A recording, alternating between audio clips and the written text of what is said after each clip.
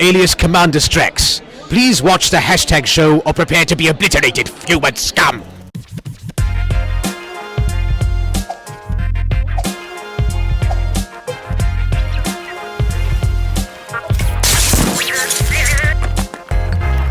Previously on Doctor Who. This is the Doctor, a 900-year-old alien loner that lures strangers into his flying box because he can't go anywhere without an audience. This is Rose Tyler, a millennial who dumps her boyfriend whenever a strange man smiles at her. After spending a few hours with the Doctor and almost dying twice from plastic mannequins, she decides traveling alone with an alien because a longtime boyfriend, Mickey, was not invited, is a perfectly acceptable life choice. Hurtling through the time vortex, they visit the future, where Rose learns humanity is still racist after 5 billion years, and then has an existential crisis when she finds out she might be the last human alive. The Doctor meets a charming tree lady, and then watches her die. Rose almost dies again, so she and the Doctor have a life-affirming moment in a crowd and forget all about the people that just got murdered. Next, the pair head to the past and meet Charles Dickens and a lovely Welsh maid who hears ghosts. Rose imposes her 20th century cultural biases on 19th century Britain. Then the Doctor calls humans stupid when they don't want to help helpless aliens by giving them their loved ones' dead bodies. When it turns out the Doctor is wrong and the aliens start invading, he sells out the lovely Welsh maid and uses her to plug a time hole.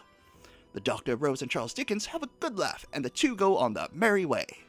Lastly, the Doctor takes Rose home, only to find out she's been gone for 12 months, not 12 hours. Oops, time travel. Mickey, a young black man who was the last to see his white girlfriend Rose, is suspected of foul play by the local police and Rose's mum, Jackie. Even though Jackie has literally known Mickey since he was a baby, she doesn't even apologize when Rose reappears. All this drama is interrupted when a pig in a spacesuit crashes into Big Ben. Rose and the Doctor investigate, only to find out big, farty green aliens have murdered and replaced most of the important people in London. Now the only people who can save the world from alien invasion are about to die. And that's previously what happened on Doctor Who. Bravo to our producer for giving us that small vignette. We loved it. It was amazing. It will be separate. You'll be able to see it. It's something that you need to share with your friends and tell them they should be watching the show. But yeah, that's what happened. And yeah, last time on Doctor Who, and now we are talking about the second part of our episode from 2 weeks ago, the aliens in London. And we were talking about World War III today. That's right. So, that's right.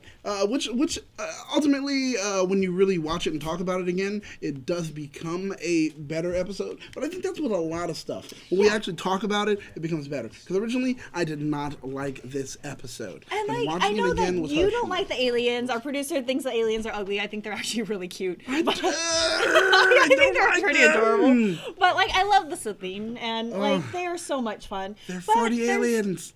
40 aliens. I love when you do it. I love when you do it. But oh God! No, come on! It's nightmare fuel. Why are they on the screen? They have big eyes and they're kind of plump and they wear human But they're skins. just black. So cute. They're just eyes. They're just black and darkness in there. You can't see. I don't know if they're really looking at me or looking at anything else. It's really weird. I like them. No, automatically I want to push them downstairs. I like them, but one of the characters I don't like in this episode, unfortunately, is Rose Tyler. Very true. We bashed on her quite a lot in these 4 episodes previously, but, she is a young 19-year-old, and she makes a lot of mistakes. Petulant youth. But also, the jokes that she's trying to crack, where she was just like, hey, I like these Celine. If I could get access to those little things around their neck, I could be a little bit skinnier. And Harriet Jones, with no hesitation, is like, yo, girl, there's some serious stuff going on. There are people dying. This is not the time or the place to make jokes. And I'm like, thank you, Harriet Jones. Yes. I absolutely adore you, because I felt the same way about our little petulant Rose. Oh, the best prime minister ever to exist. That is someone that I definitely do love. So let's talk about Harriet Jones for a quick minute. Yes, please. Okay. I love her, and I really wanted her to become the companion. Unfortunately, the Doctor ruins it. Spoilers.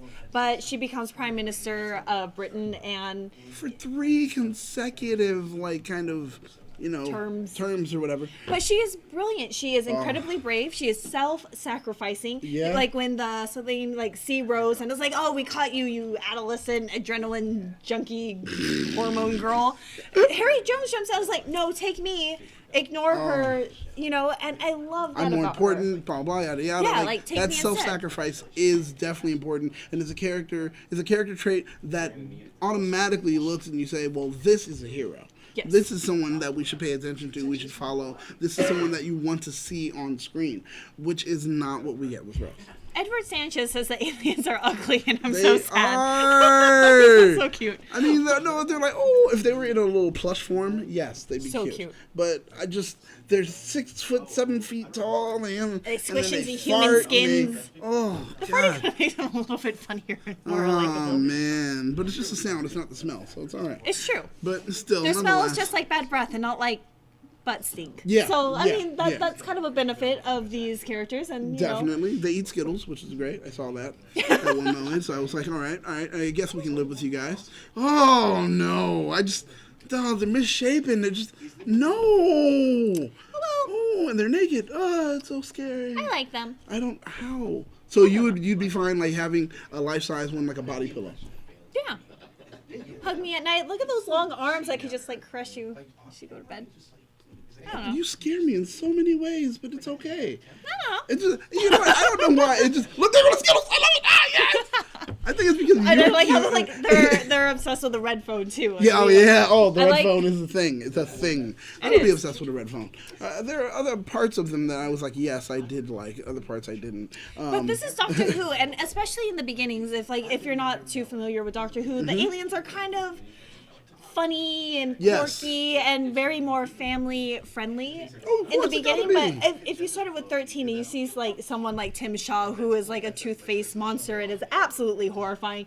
These creatures, by comparison, are absolutely adorable. Oh yeah, definitely. But I love it because what they did essentially was they held Britain hostage, and they were smart because they understood that people need to have a spin on something, and they were spin doctors. Everything that the doctor thought, okay, I got it, I figured it out, and now I'm gonna expose you. They were like, well. And it's true, and we see the Doctor way less informed in these early seasons. Like, we find out, like, he doesn't like humanity all so much. Nope. Like, the way that he treats Mickey, that he keeps calling Ricky and kind of, like, On plays purpose. down He to just- him. And He knows that Rose has an affinity for him, and he uses it to his advantage. yeah, and we're talking about that as far as kind of like an abusive relationship type of situation between Definitely. Rose and the Doctor. And I don't know if that's taking it a step too far and saying No. something like that, but gives her an ultimatum, plays aloof, doesn't kind of like, yeah, like what you're saying, manipulates her into Yes. doing these things. And Jackie, who is playing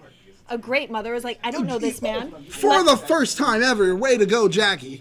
Yeah, she's doing a good job. She's Yeah. like, okay, I understand now. Like, I was mad at him. I did not like him, and you saw that. I know that. But at the end of the episode, it's like, let me make dinner for him. I will make tea. I think that you are quite infatuated with him, which Rose is, even though she denies it. Yeah. And she was like, I need to take the time to put my own prejudices aside and learn about this man Yeah. that you like. Exactly. And Rose, being the 19-year-old that she is, just kind of, the Doctor gives her this ultimatum of come with me or not. I'm not going to do anything that you want to do. I have my own agenda.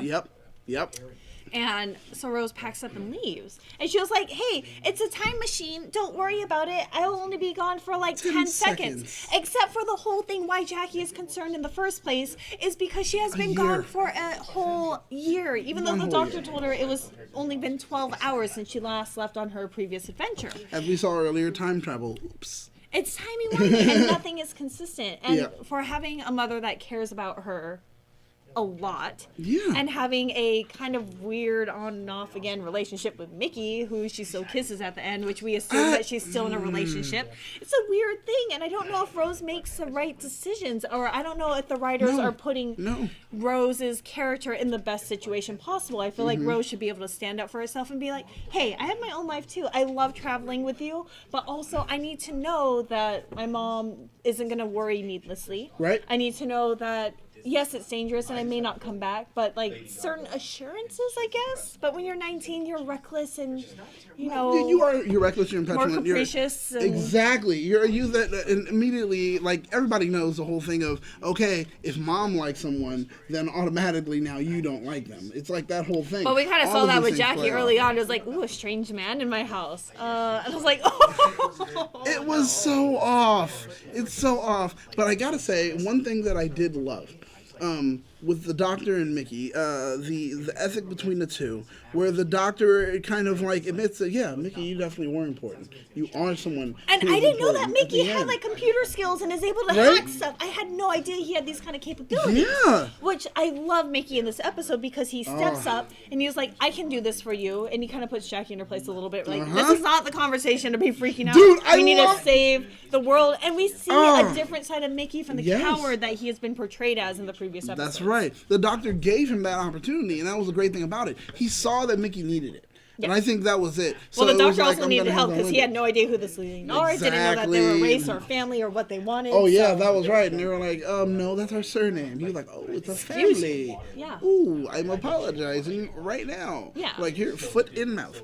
But yeah, I mean, he definitely got that. But at the end, honestly, the best moments of this episode were the last 10 to 15 minutes. And why do you say that? Because there was so much character development as far as the interactions between everyone. Like you said, there was Mickey and Jackie there. And Mickey's like, okay. And she's like, oh, I'm going to stop you. And he looks at her and gives her that option. He's like, stop me then.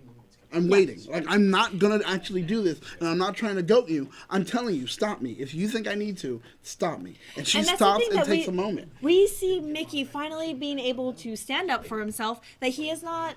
He's developing. He Yes. shows that he does have a brave side, and we can like him. Yes. And we like Jackie, too, for stepping up and being a concerned Yes. single mother, taking care of Rose and, you know, her only child. Mm-hmm. And I'm just sad to see that our main companion, Rose, is not growing at the same rate as these other characters. That was the thing. And it was like, while everyone else is continuing to grow, here she is being stagnant. And she's doing it because she chooses to be. And that was something that I think they were trying to show us. Everyone else has a moment where they're learning, they're realizing what they're doing is wrong, they're becoming humble.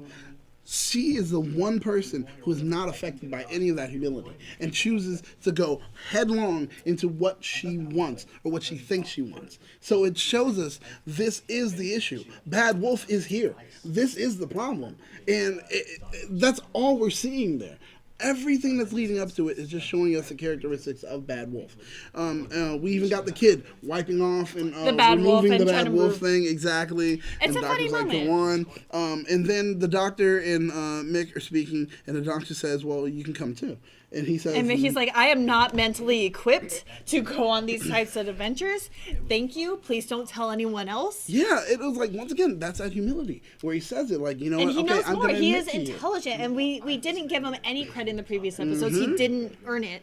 But now it's like I have this respect for Mickey. I have this respect for Jackie. Exactly. I'm hoping that Rose, through her adventures, will grow as a person, as a human being. We see little moments of it here and there, but overall, it's a little bit of a disappointment. But I still... But we don't. Associate with her. That's the thing. We don't see that. We don't see that growth in Rose, and we even see it in the Doctor, where the Doctor has a moment where now he he takes down from his ego and covers for Mickey and says, "No, he won't. He can't go. But I said he also, can't go." part of and it he's covering too, up for him. It's you like, I can love see that. him concerned about Rose. When Jackie asks, can you make sure that she will be safe? This is my daughter and I love her. Yep. And for a second, he stops. He was like, you know what? I have been selfish. Mm-hmm. She will not be safe, but still puts her kind of back on this, like, hey, you gonna come with me or not? And I don't like that ultimatum. I don't like that in relationships. No. I don't like seeing it in here. And hopefully in the future, we definitely see the Doctor grow. Hopefully, even though I know what's going on, we'll see Rose grow. And I like picking out the moments where she grows as a person and trying to hang on to that. Oh yeah. But I don't know. So overall, for those of you, few people in the chat, what would you rate this episode if you've seen it? And how would you rate this episode in the grand scheme of things? Honestly, if I have to rate this episode, there are so many pieces and moving parts to the episode. And like I said, the last 15 minutes were the clincher for me. The last 15 minutes made this episode everything that it was for me. Everything else throughout the episode was truly annoying. I wasn't a big fan of this episode. When I first watched it and when I watched it again, talking about it again, the last 15 minutes saved this episode for me. So I will now go from giving it a 2, which I originally was, to giving it a 3. That's what it gets. It's a moderate episode. I'm going to be a little bit more generous with this one. Number 1, because I like the aliens. I think they're cute. Number 2, because I love Harriet Jones, and it gives me hope that the writers know how to write good, strong, opinionated characters that are incredibly likable, which gives me hope for Rose at this point in the series, that they will start to manipulate her and that Harriet Jones will have a positive effect on Rose and she will grow. Ooh, that's like a 2 and a 3. Yeah. I like that already. Okay. You know, we see Jackie and Mickey's growth, which I really like.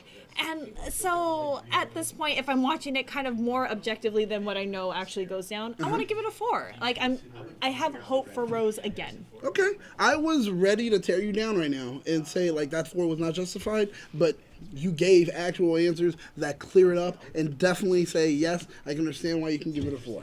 And I want the Doctor to be more compassionate, though, because when that alien exploded, I was like, dude, you didn't even give him a chance of, like, hey, I have vinegar, or Jackie, like, try to make peace with them. It was trying to kill them. It's true. It didn't have to kill them. It's so cute. You made it explode. I'm so sad. Well, that lets us know that cute things can still kill us. It's true. And we see that a lot in this, so hopefully you guys can turn in next Sunday. No, wait, we're not doing this next Sunday because we will be at Scum and Villainy over in Hollywood. Baby. Please tune in for those 2 shows. We'll be doing the Retro Ranger wrap-up, but more of an interview style, and we'll also be doing Star Wars Fanatics. It's going to be great. Bringing in 2 fandoms together that definitely should meet. It's going to be amazing. It's going to be Sunday, March 3rd from 6 to 10 p.m. at Scum and Villainy here in Los Angeles.